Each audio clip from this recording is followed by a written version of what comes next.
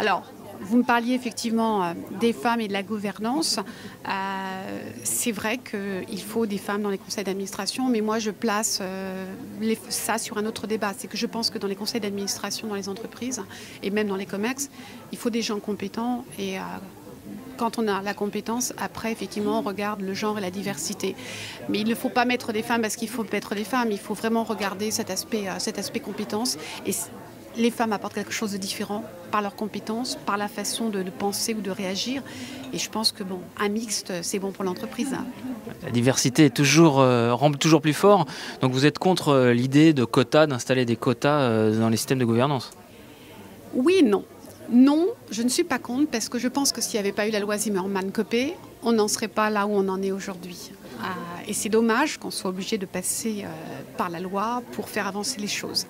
Il faut aussi reconnaître que ces quotas ont eu un effet assez important.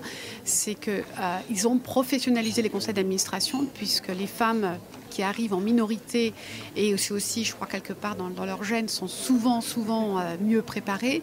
Donc elles remettent un petit peu en cause le fonctionnement classique des conseils. Donc du coup, les hommes sont obligés aussi d'être peut-être un peu plus préparés. Et donc du coup, globalement, c'est tout bénéfice pour l'entreprise. Et c'est ça qui est bien. Parfois, on force un peu le destin, mais c'est comme ça que ça fonctionne. Oui, ça. Et d'ailleurs, quand vous regardez les pays qui n'ont pas mis en place de quotas, les États-Unis par exemple ou le Japon, c'est relativement faible. Donc on est obligé de passer par les quotas. Il y a certaines entreprises qui ne font que le minimum, et d'ailleurs en recrutant pas forcément des administrateurs compétents, mais en prenant des gens dans leur environnement très proche pour la question de genre. Et puis il y en a d'autres qui vont au-delà.